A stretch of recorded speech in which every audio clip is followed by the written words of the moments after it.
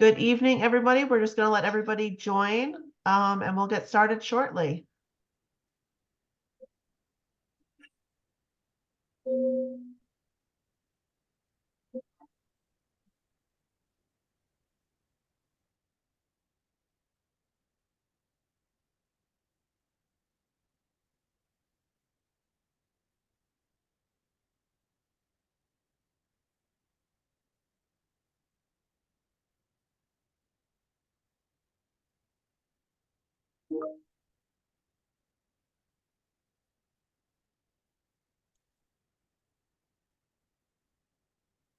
Well, wonderful. Good evening, everybody. I'm Alexis Rothenberg. I'm Executive Director of Alumni Relations here at Mercy University, and we're thrilled to have everybody here with us this evening to present a workshop on home buying, taking the stress out of the home buying workshop. We're thrilled partnering with My Money Workshop. We have three wonderful presenters with us this evening. Mira Ness is the CEO of New York University Federal Credit Union. Veronica Ferraro is the VP of Community Lending Officer, Senior Mortgage Consultant at Emigrant Mortgage, a division of Emigrant Bank. And Alex Evans is a Community Lending Coordinator and Mortgage Consultant from Emigrant Mortgage, a division of Emigrant Bank. So welcome, everybody. We're thrilled to have you. We will be recording this webinar and we'll share it later on to share this with everybody. And I'm going to turn over to them and start the PowerPoint.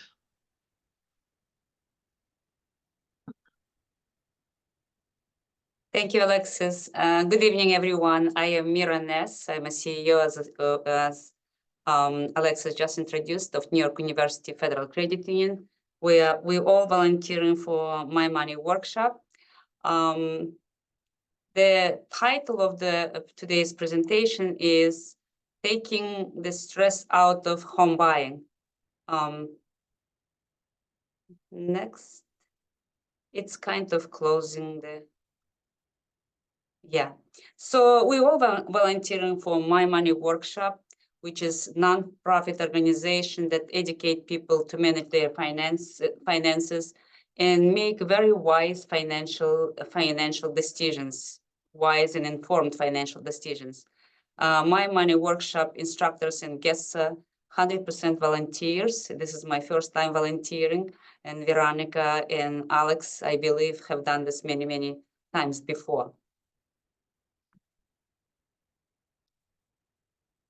Veronica, would you like to introduce yourself? Good evening, everyone. My name is Veronica Ferrero. I am the Community Lending Officer for Emigrant Bank. We definitely do this volunteer. So we volunteer everywhere. We volunteer at schools, we volunteer at senior citizens, libraries, non-for-profit organizations. We love what we do. We're very passionate. And we definitely try and bring education to the community by doing these types of seminars through budgeting. We also do identity theft. We do all kinds of presentations. So if you know of anybody that can, benefit from these presentations, please let us know. And welcome. And I hope this is a great webinar for you and everybody else. Thank you. Alex? Good evening, everyone. Thank you for joining us. My name is Alex Evans, new lender coordinator here at Emigrant Bank. Really, I think Mira and Veronica pretty much touched on everything. Me and Veronica, we work very closely together. And again, we're just extremely passionate about just home ownership and helping everyone as much as possible. And today you guys will learn just a wealth of knowledge. These two ladies have just a lot of experience put together, and you learn a lot from them, but also you learn a lot of great things about how much is out there and how we can help you. So again, welcome. I just want to second what. Thank you, Alex. Thank you, Alex. I just want to second what Veronica said. We do the same thing. We do tremendous amount of financial education seminars. New York University Federal Credit Union is non-for-profit organization. We help home buyers 5 years in advance position themselves, work on their credit reports and their, budgeting their finances. I'm sure Veronica does the same thing. We do the same thing, and I'm looking forward to volunteering more and working with everyone. Thank you. Next chart. we're gonna do the poll. So if you please answer, let's take some short poll. When do you plan to buy a home? If anyone is a first-time home buyer, and you can put your chats, comments and questions in the chat, we will be monitoring it.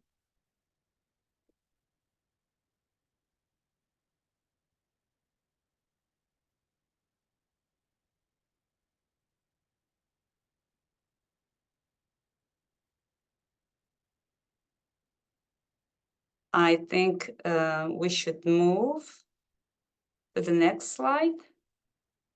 Oh, okay. The results are here. Okay. See, there's about, most people Yeah. are first-time home buyers, Mm-hmm. and ages are kind of 25 to 45 for the most part. Yeah. Next 2 years, from 2 to 5 years, about 64%. Very good. Mhm.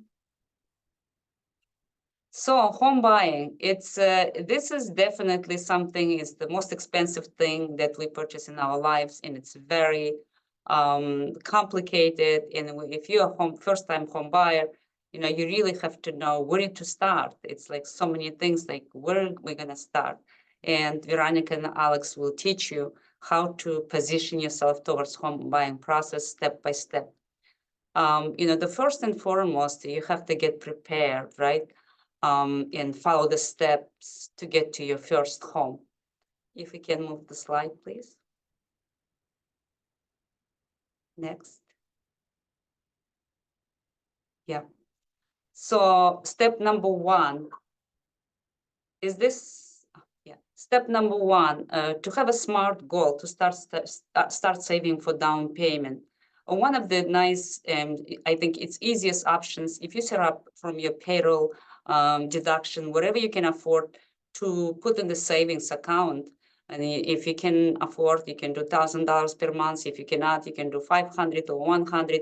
It's going to be easier to save for down payment. And you have to determine how much you can afford, you know, what you can afford. Obviously, look for the location and the value of the property, and establish also what kind of property would you like to purchase. Is it single home, co-op, or condo? Because each one of them different, and the expenses comes with each one of them also very different.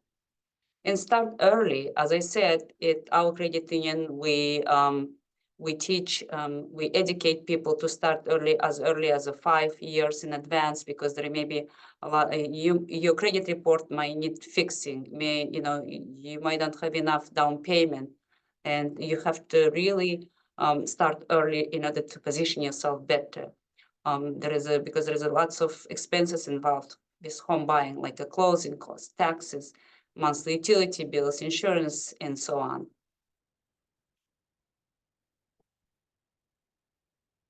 So ways to save money, explore down payment and mortgage options. You know, there are many, many places and government agencies that they can help you with down payment option in different kinds of mortgage options. The most and foremost, you have to save as much as you can for down payment. Do research in state and local assistance programs. There is many, as I mentioned, many government agencies who provide help and grants for home buying. If you're getting any tax refunds, try to put in savings account specifically devoted for saving for down payment, and take advantage of direct deposit. As I said, you know, if your direct deposit from payroll coming to your checking account, maybe you should create another savings account specifically for down payment and do direct deposit over there as much as you can afford.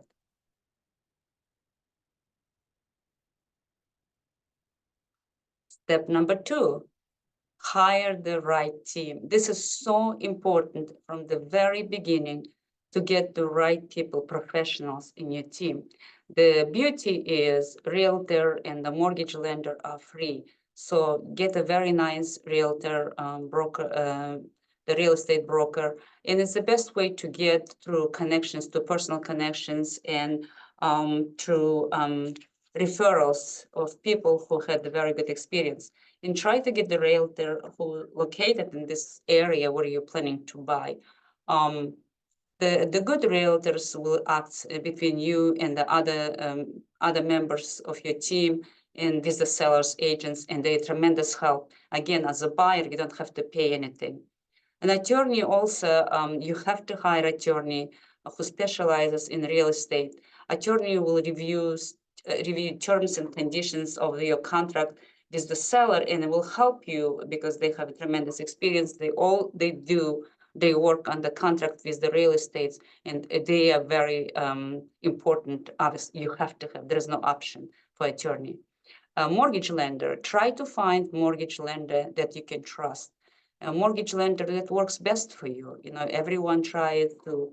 They have a different kind of products, and maybe not some of the mortgage options does not work for you. Try to find the mortgage lender that really answers your need. It can be a mortgage broker, retail bank, credit union, or mortgage bank. You have to see your option. And also, when you have a mortgage lender, always compare apples to apples. You know, many times, I'm sure Veronica will go into the details.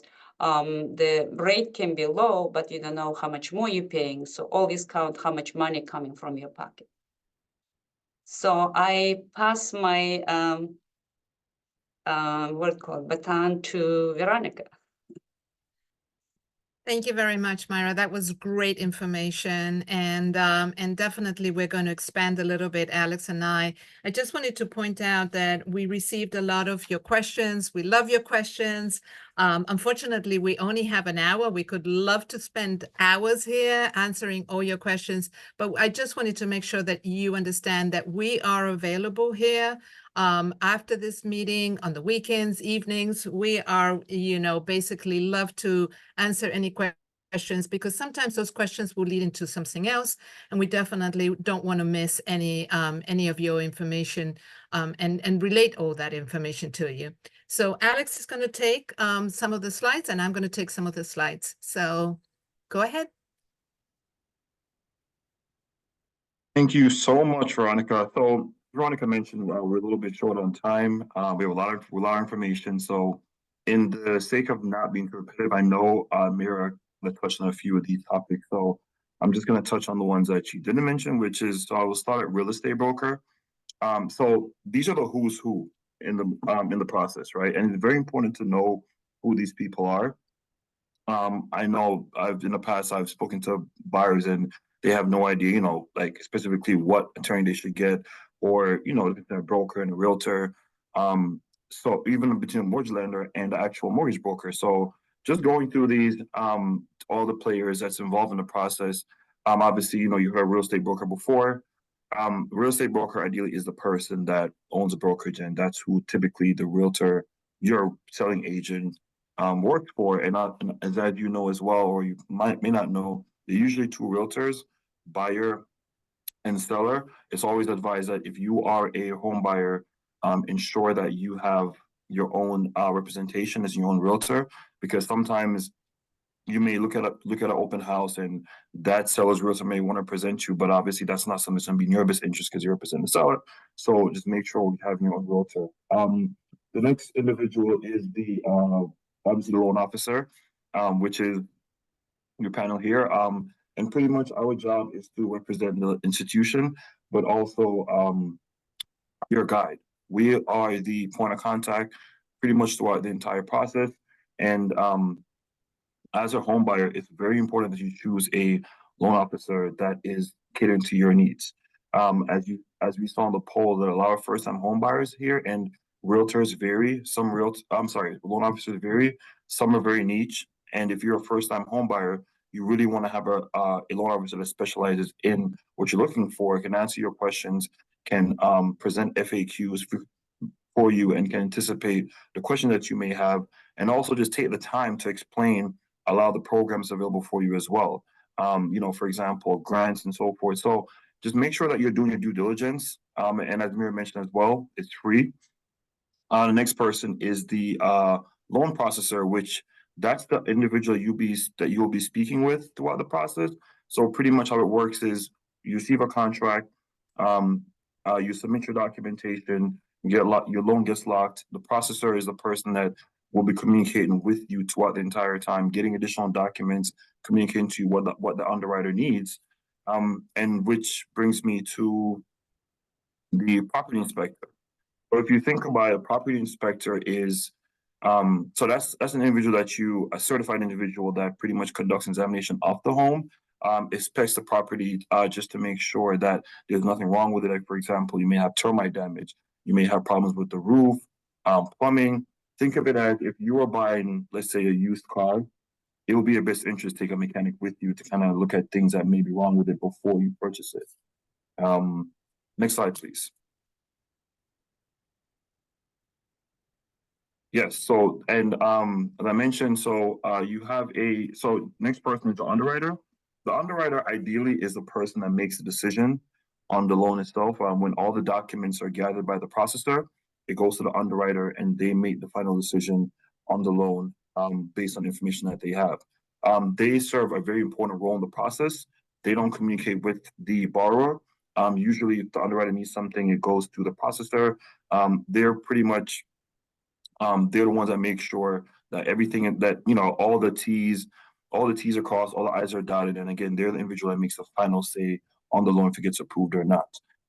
The appraiser, that's the individual that goes out to make sure that the property is what it says it is in the contract. So when you sign a contract, if you negotiate properly, say it's $500,000, the appraiser goes out and takes a very detailed record of the property, takes pictures in and out, looks on the property online, gets a lot of information on the property, and makes a decision whether the property is actually the value stated on the contract, whether it's more, whether it's less. This is very important because certain instances, the appraiser may say, well, the property is lower than what is on the contract, and then negotiations have to be done again. So very important that again you get an inspection, so you have an idea of what kind of property you're getting before you sign that contract, and also you minimize the possibilities of your property coming in undervalued.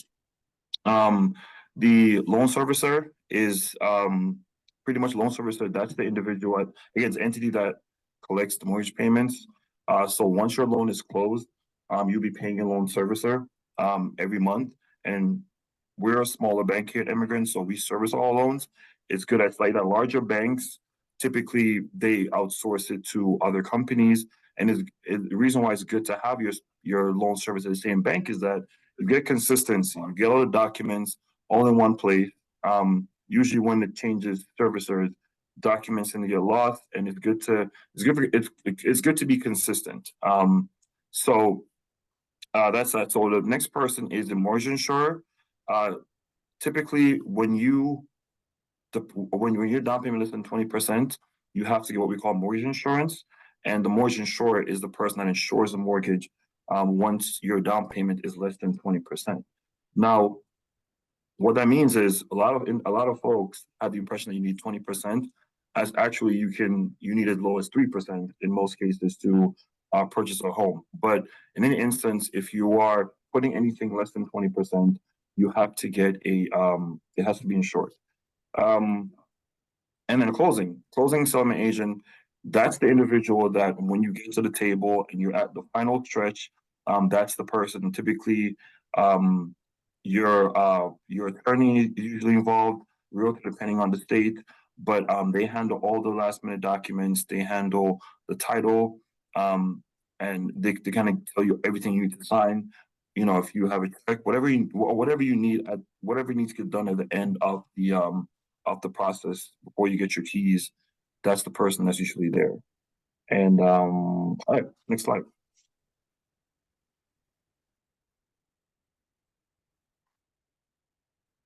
Is that So the next slide is okay? basically going to talk about the steps of purchasing a home. Now we're going to get into the nitty-gritty of buying a home. So, it's funny because we prepare for a wedding, we prepare for, a big event, and we have to prepare for the house hunting. So these are some of the steps that you want to do and in preparedness of maybe buying a home. And again, that could be 6 months from now, a year from now. We don't know how long it would take until you find the right home at your price that you can afford and that you can qualify. So number one is research the area. So you want to be close to a school, you want safety, you want to be close to transportation. So you kind of map it out to see what area fits your needs. So you have like a little checkbox. We have a lot of handouts that can help you with that. So definitely, if you want some handouts that can walk you through these 5 steps, we have it for you. Number 2 is calculating the price range. Okay, what can you afford? So if you, for example, buying a 2-family, what is the rent that you can receive from the second unit? What are the home prices in that area? Sometimes if you Google that area, it's amazing. Some of the prices vary within that same area. So you can customize it for your own needs as to where you want to be at. So if you want to be in the 400 range, or you want to be higher or lower. Property taxes, that is something that is so dear to everybody. We have to pay such high taxes in New York. Research that, because that, if you're going to be paying $10,000 in taxes, that may influence your affordability. The cost of living in that location, where you have to travel, instead of commuting, where you have to take the train, or you have to travel, to your job. And is that going to affect it? Number 3, consider how long you plan to live. So sometimes we need a studio, but what's going to happen down the road? Will you need 2 bedrooms, 3 bedrooms? Is somebody else going to come and live with you? So you want to think about what's important now, and is that going to change in a couple of years? Identify your non-negotiables. So I always say, just take the 5 things that are very, very important to you. Maybe the size of the property. Do you need an extra room for, because you're working at home? Basically, if you need to be close to transportation, or close to shops, or close to church, or, religious places. So those are very, very important. So, but if you can't have everything, so choose the 5 more important things that really mean something to you. And number 5, consider, so, what is important? Do you need that garage? Do you need parking space? Do you really need that pool? Yeah, maybe not, because that's going to affect the price of the home. So, are you buying a property that needs a lot of renovation? How much is that going to cost? Can you do that on your own? So definitely, these are little things that you need to calculate. And again, we have a lot of help that we can send out. Next slide. So here we go, the 10 steps of purchasing a home. And I'm sure that there is more than 10 steps, but we want to kind of narrow it down for you. So check your credit report. So important. If you are in the process of purchasing a home, a credit report may be a significant part of you purchasing that home. Why? Because your credit scores may affect the ability to get that mortgage. For example, the mortgage insurance is purely based on your credit score. So you definitely want to make sure that your credit report is correct. Are there any errors? Do you need to fix it? Do you need to work on your credit report? Do you need to get your credit scores up? Those are very, very important things before you start doing that house hunting. Figure out how much you can afford. Talk to a loan officer. Basically, before you start that pre-approval process, kind of talk to see is how much you can afford. Maybe what you can pre-approve for is not what you want to pay, because that's way too much. Find the real estate agent. Again, we have handouts that basically you can use and say, okay, this real estate agent was really, really helpful. It was listening to my needs. Okay, so that's important. When you're creating a team, that's what you want to do. You want to create somebody that is listening to your needs and answers your questions. Get pre-approved. Nowadays, pre-approved is so important, because a lot of sellers and realtors will not show you the property if you're not pre-approved. And the reason why is that they want to make sure that you are a serious buyer and you are ready to make that big move. Start looking at the homes, kind of narrow it down by towns, make an offer. Again, once you've found that property, you want to make an offer and see if that offer will accept it. Home inspection.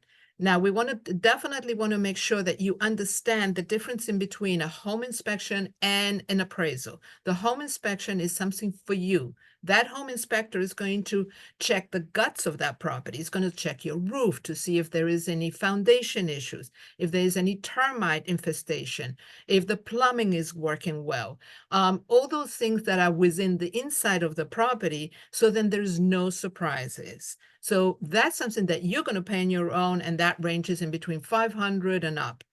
And that could make the decision for you. You know, this property had a crack in the foundation. I'm very concerned. The roof is, it's about to expire. I don't know if I want to take on this huge responsibility. Get insurance. Okay, you're going to need homeowner insurance that's going to protect you for fire, for anything that is involved to that property.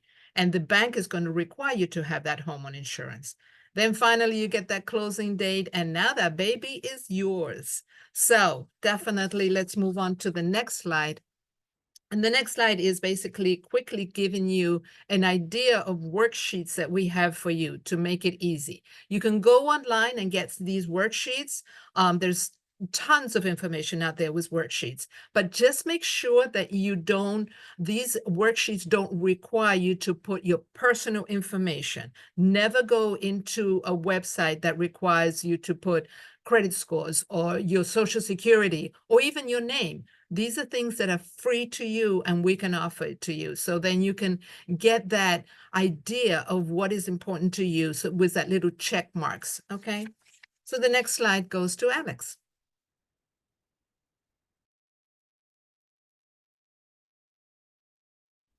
Thank you. That was great, Veronica. So we're going to discuss the 4 C's of credit.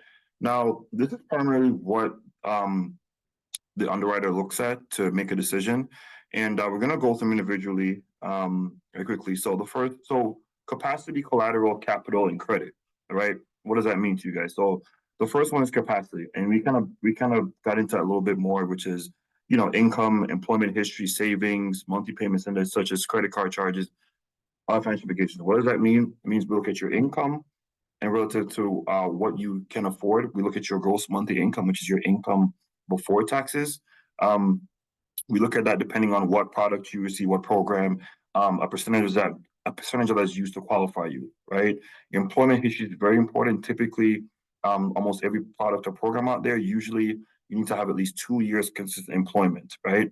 We need to make sure, and again, to get an idea of how the process is looked at, we like to see consistency, right? We want to make sure you're in a position that you can pay for this mortgage, right? So income, having good income or sufficient income, having steady employment history. Now, sometimes depending on, we know life happens. So let's just say you've been in the same industry, but you change employers for whatever reason. Depending on what your situation is, we'll consider it. And that's why it's important to have a conversation with a loan officer because, again, nothing here is cookie cutter for the most part. Everything is based on your specific situation. I get savings as in how much funds you have saved up for your down payment, your closing costs. Again, that varies as well. If you're purchasing a co-op, that closing cost may vary from someone who's purchasing a single family home. Monthly payments, we look at your current debt. If you have a car note, if you have credit cards, we look at all your debt and we put that against your income and we kind of assess everything and kind of see where you fall. And as Veronica mentioned as well, it's good for us to look at this because we want to make sure that you understand the difference between what you can afford and what you're pre-approved for. And again, in this environment or in this process, we try to give you as much information as possible. Capital, touched on a little bit, available money and savings plus investments, also property as an asset. So what does that mean? Is we take everything in consideration when you purchase a home. Your closing costs, we look at what you have in your bank account, savings. You can also get gifts from relatives. We look at investments, pretty much everything that has to do with all your assets, everything that you may have that you can use.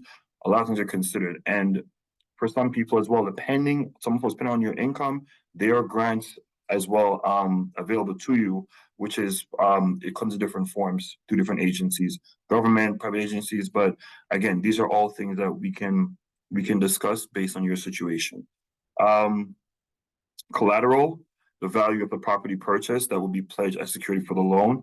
Pretty much what that means is, the appraiser again comes in, looks at the property, and the amount of the loan value is important because the loan will be collateral. Obviously, the mortgage is the loan and the property itself is the collateral, meaning that you're putting that up, say, here's my home, I want to borrow this amount of money. So we have to underwriters to make sure that that value is sufficient relative to how much you're looking to borrow. Credit. Credit is huge. It plays a role in different aspects of this process. But again, just if you see what we have here is, look at your credit score, your payment history, assess your bills, are the debts, make sure everything is paid on time. On-time payments is very important. No delinquencies, late payments. So we look at everything considered, and also something to consider as well is that you may have, let's say you have a few late payments, and don't be deterred from the process, because we also have programs as well that wouldn't even consider credit score, right? So again, this is important for you to just speak to a loan officer, speak to either of us on the panel. If you have any questions, we can look at your situation, give you some more detail. Next slide, please. So here comes the important part, section 2. Any questions? I've been trying to answer some questions in the chat. So, if you have any questions on the credit report, please let us know. And again, we're going to really, really try and answer some of the questions at the end. But if there's any questions about what we just spoke about, please let us know.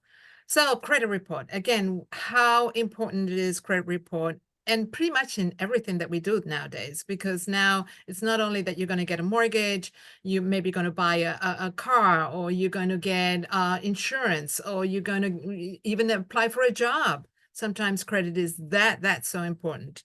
So credit scores, it ranges in between 300. I've never seen a 300 to 850, and I've never seen an 850. But you want to be kind of in the middle, like in the range of the 700s, and it's going to affect again your mortgage insurance. Your mortgage insurance uses two things that are so important: how much you're going to put as a down payment, and what are your credit scores. So, next slide, please. So you'll be amazed how much information is in your credit report. They know everything about us. So it's going to have information where you've lived, where you've worked, who do you owe money now, and who did you owe money in the past. So some of information stays on your credit report for 7 years. It's amazing how long does that stay. So especially the bad stuff stays on your credit report for 7 years. But again, that is how the credit system works. So there's 3 credit agencies: TransUnion, Experian, and Equifax. So these credit agencies collect information from your credit cards, from your car payments, from your student loans, from other debt that you have. And so all this information is collected through these credit bureaus, and that's how they come up with a score. You can have your own credit. You can apply definitely to get your free credit report. And we can give you that information too on how to get your free credit report. But it's very, very important that you are aware of what your credit scores are, and if there is any errors, so that you can correct it. So the next slide, please. So who uses your credit scores? We talked about it. And sometimes now if you want to rent, the landlords, and these management companies will check to see how well you've been paying in the past. And if you're a risk, if there is any red flags, utility companies are checking your credit report. Some cell phone insurance companies in some states, employers, all these basically. So it's not only when you're going to buy a home, it's something that you want to do for the rest of your life. You want to make sure that your credit is good and that you are staying in touch. And also for identity theft. How many times people don't check their credit report and then they've been victim of identity theft? And then by then it's so late because a lot of people using your credit unbeknownst to you. So the next slide, please. So this is my pizza pie. I talk about it all the time. This is my pepperoni and my mushrooms and my green peppers and all that good stuff that comes up on your credit report. I want to point out the most important thing is your payment history. We want to know that you have the discipline to repay debt. So important. How well you've paid in the last 24 months. If you had good credit scores in January and you forgot to make your payment on your car in February, guess what? That credit score is going to plummet because is basically saying in the last 24 months, you don't have the discipline to repay debt. So very important, to stay on top. There's different things that you can do to have a good credit score. So for example, reminders from your credit cards, reminders on your computer, reminders on your phone that you have to pay this debt. Do a little chart at home. Whatever works for you, just make sure that you are on top of your monthly payments. The next is the amount you owe, 30%. So again, you want to keep that number as low as possible. So if you have a credit card, the max allowed is $1,000, but you owe $900, guess what? You're maxed out on your credit card. So that is a risk because we don't know if you're using your credit card to live. Unfortunately, this system is not perfect, like I said, but if you can do little things to make it better, and stay on top of your credit scores, you're going to see an improvement. The improvement doesn't happen automatically. So if you were late on last month and now you are back to paying on time, it may take a while before you see that improvement. Lengths of credit history. Always keep that credit card that you've had for the longest time open and active. What does that mean? You're using that credit card. Even if it doesn't matter if you pay a cup of coffee or you buy a bed, the major thing is that you're using that credit. That's what it's open and active. Credit mix. So we want to see that you can pay other stuff such as credit cards, student loans, anything that a mix that will help you. If you don't have a lot of credit, you can put the utilities self-reported in your credit report to maximize your credit scores. New credit. Remember, every time that you open or close an account is going to affect your credit. If you open a new credit, it's going to affect you twice because now you're going to have one inquiry and you have a new debt. So, there's a lot of tips that we can give you when it comes to credit. We're not a credit agency, we're not a credit repair, but we definitely have the experience to give you some ideas. Next slide, please. Alex, take it away. Thank you. As Veronica mentioned, the bad stuff stays on for a while. It's also very easy. I think of it like working out. Like I can spend 30 minutes on the treadmill and it's like 300 calories. And I'm like, that's like 2 Oreos. So the bad stuff comes on quicker, it's like so much faster, and the good stuff, it just takes a while to get fixed. But so we talked about, or you guys heard just about everything in regards to your credit score, how to keep it up. But how do you do that, right? Your credit report affects your score. The information on your credit report, pretty much they work in tandem. Now, and I'm not sure many of y'all know this, but you are by law obligated to get a copy of your credit report. I know since the pandemic began and when a lot of these bureaus had breaches, the government actually changed it. So now you can get a free report every week. And it's if the site's right here, I think it's on the, yes. It's annualcreditreport.com. Now I must say this. When you Google that, there's a website that comes up called Free Credit Report or My Free Credit Report. That is not the website. That website is something else. You have to pay for that. This is actually something from the government, so it's free. So it's free for you guys. And also, just remember that you have to verify the information. They're going to ask you, let's just say, where did you live 5 years ago? If failure to verify information properly kind of kicks you out. So just make sure you, when you're answering the security questions, you answer as accurate as possible. There's also on the right-hand side option to mail as well. But again, there's no limit. Typically it was once a year. Now you can get a free one every week. So, and it's good to have that so you can keep track of your credit because things happen. And like I said, your credit report kind of dictates your score. Next slide, please. Okay, build, repair, and maintain productivity credit history. So there's a few housekeeping tips. Just how to maintain your credit score, dispute any correct dispute any and correct any errors. And what that means is if you check your credit report, you check it once a week whenever you decide to do it. If you see anything on there that's going to be on there, if you let's say you paid Verizon and you closed your account and it's shown up on there, reach out to them. Just make sure that you're contacting these folks and ask them to take this off your report as well, because paying it is part of it, but also you have to make sure they're taking the stuff off as well. They're giving you a letter that shows that you've paid off that you've paid your debt. So if anything, you can submit it to these bureaus and you can have them move it manually. Again, make sure collection accounts in your report belong to you. Again, you may have paid a bill and they may have done something in the back end. It's on your report, or you could be unfortunately a victim of identity theft as well. And again, this is why it's so important to get a copy of your credit report, because you want to keep track of all this stuff.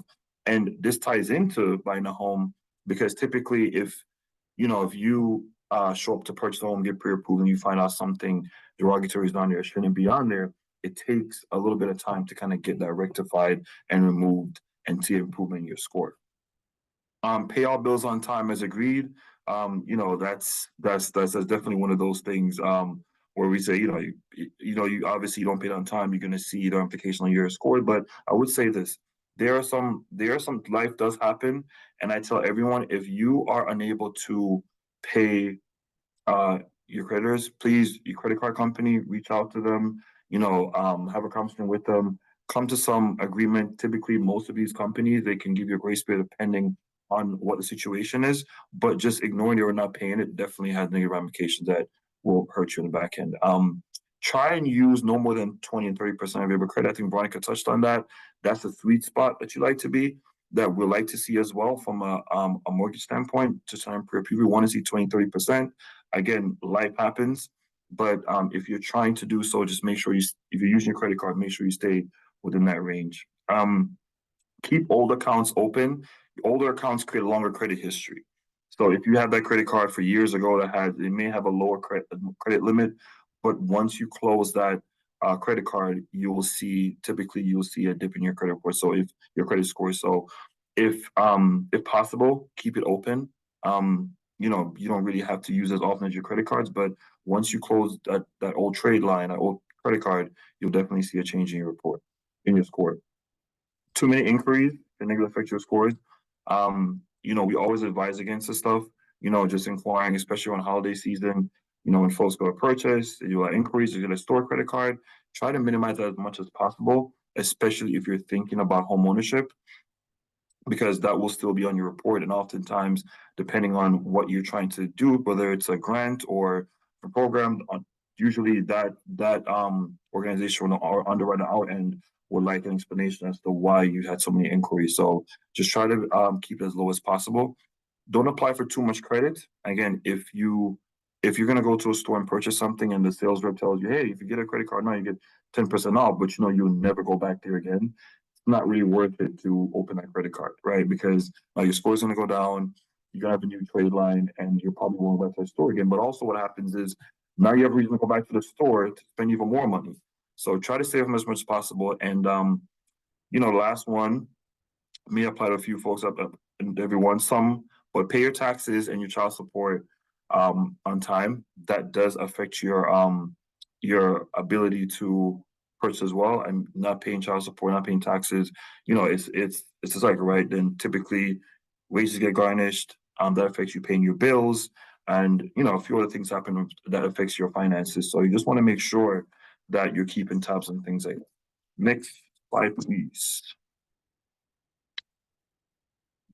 All right, build alternative credit history. So here's a list of a few ways you can build your credit history. The first one is rent. And I want to talk about rent because we actually, in certain instances, we can actually use your rental history in lieu of your credit history. And what that means is 12 to 24 month history.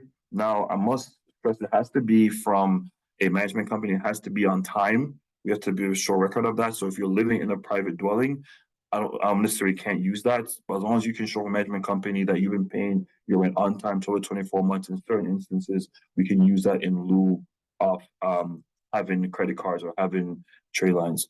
So that's rent, childcare, cell phone bill, electric bill, gas bill, water, sewage, your cable, your internet.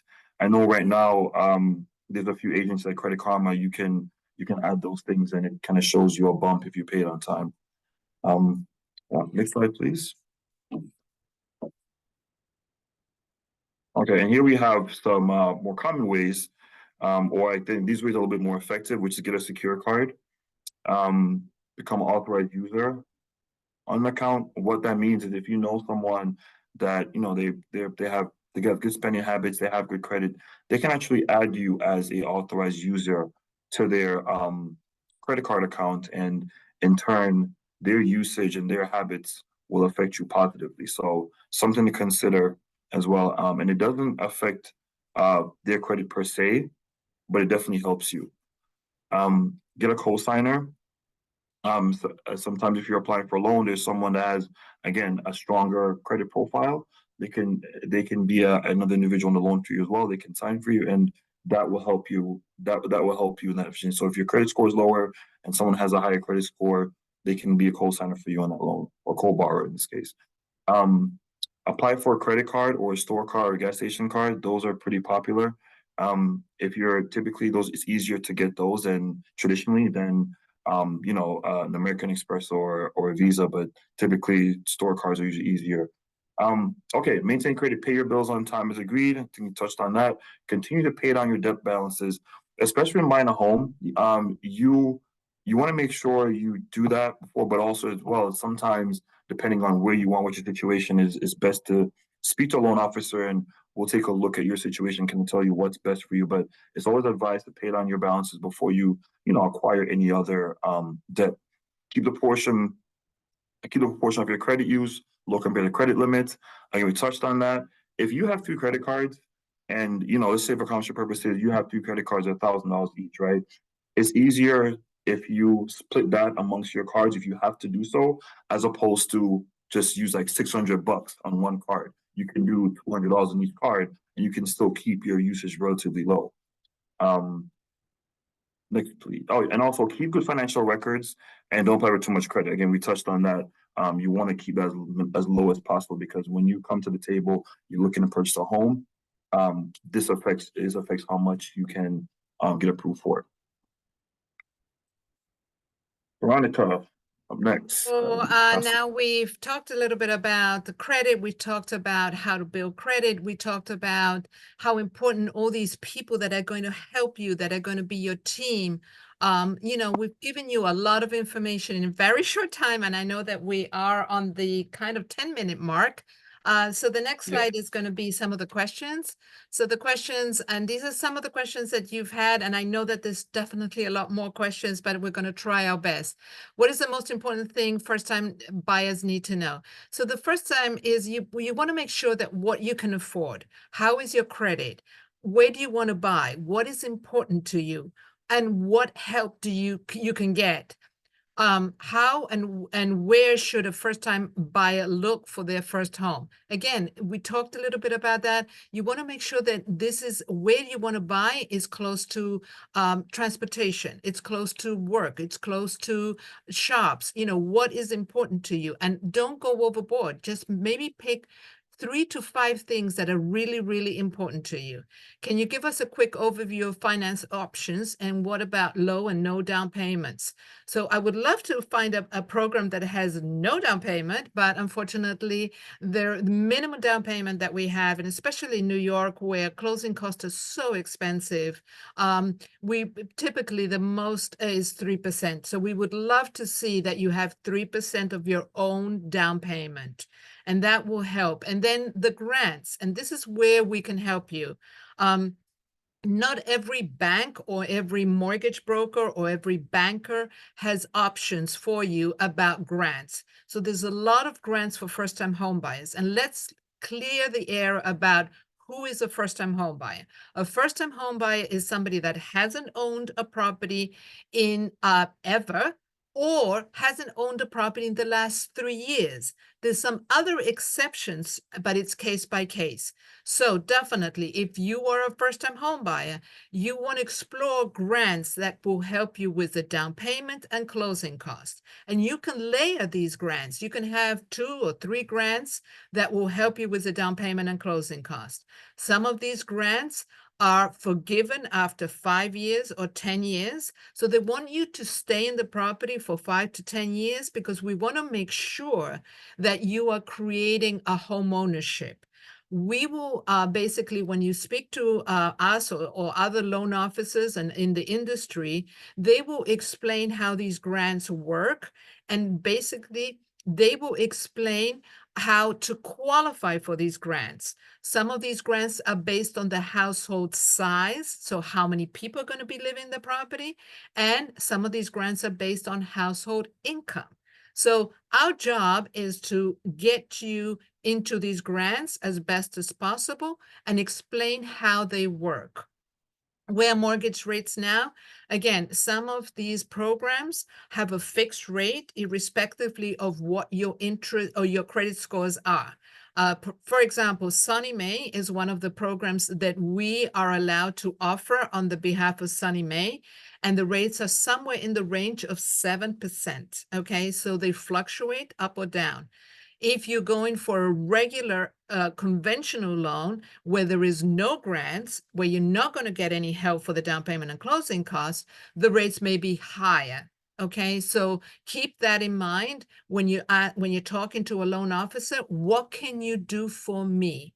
And also find out sometimes there's grants where the town that you're buying, because they want to make incentives for you to buy in that town. So we're almost close to the 5-minute mark. And again, we'll be around tomorrow and over the weekend if you have any questions, or in the evening. Alex will have the last slides. And again, I hope you enjoyed it. Thank you, Veronica. That was great. So before we go, let's go through a few home buying mistakes. We see this very often: not budgeting enough for closing costs, not saving enough for moving expenses, not buying adequate home insurance. Now, for the first one, listen, again, if you're ever thinking about purchasing a home, speak to a loan officer, right? Because you can save and you can, but if you don't have an idea of what you can afford, you know, the different moving parts, this is all about getting clarity and getting an understanding of the process. So speak to a loan officer, because you don't, you know, the last thing you want to do is say, well, I have X amount of money, and then you get approved, and then you come to the table, you don't have enough money. So not so moving expenses as well. Moving expenses is something sometimes folks overlook. And you know, you get a new house and maybe you want new furniture, or you have to get additional furniture. So thinking about just closing costs and down payment, but also thinking about moving expenses as well.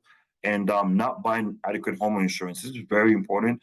I think, as Veronica mentioned in the as well, is that it covers everything, right? And much like a lot of things in life, you get what you pay for. So if you shop for the cheapest option that doesn't provide enough coverage, the last thing you want is for emergency to happen or a disaster to happen, and then you find out that you didn't get enough coverage because you took the lowest possible, the cheaper option. And it's important to shop around as much as possible and get the right policy that's best for you. Next slide, please.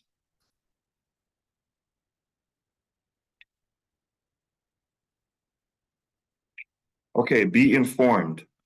Get started early. Again, I can't stress this enough. If you are thinking about owning a home or getting into homeownership, speak to a loan officer as soon as possible. Get a very clear idea of what's out there for you. Again, there are a lot of grants out there for first-time home buyers. And you know, I've seen folks that, you know, they go somewhere else, they leave a lot of money on the table. And something to also understand as well is that the institution that you're working with needs to be affiliated with, in most cases, affiliated with whoever is providing that grant for you as well. So if you're pre-approved with Bank A and Bank A is not affiliated with a grant that you probably will qualify for, it won't work. So they both have to be on sync. So again, that's something you speak to your loan officer as well. You speak to them, kind of see what options are available.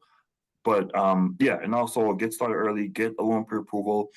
Please do not go on Zillow and look at homes and pop to an open house. Sit with a loan officer, get pre-approved, find out what you can afford, find out a payment that's best for you as well based on your income. Because again, like I mentioned, what you get approved for may necessarily be something that you're okay paying every month. So get pre-approved, get clarity on the process before you and also with getting a pre-approval letter, it just states that, you know, it shows the realtor, it shows everybody that you are serious about the process. You've taken the steps to you've done the right things to get approved. You're serious about the process. And no one's in your credit report. Again, this is just so important because I've seen so many times where, you know, someone say, hey, my credit score is a 760 and there's something on there they didn't take care of. And then, you know, it's like it's somewhere in the mid 60s and that affects your rate. That affects if you have to get mortgage insurance as well, because your mortgage insurance, your credit score doesn't affect your mortgage insurance if you have to get it, which most first-time home buyers, if you're looking to get a grant, a lower down payment. So again, just something to keep in mind. And as Veronica mentioned, we are always available for the most part to answer all your questions. I know this is a lot in a short time. If you guys have any questions, please feel free to reach out to us. You know, we would love to help as best as we can. Thank you, Alex. Myra, do you want to add anything? We are at the 2-minute I mark. think you guys did the excellent job. I really want to applaud. I just want to say that because we are credit union, we are not for profit, and I sent some links on our website. There is a wealth of information. We have like 5 or 6 different kind of recorded webinars and video seminars regarding the mortgage processes. It's all very general.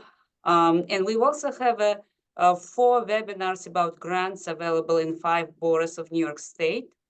We also have understanding your credit report and how to fix webinar and so on. It's a wealth of information you can go and check out and watch at your spare time.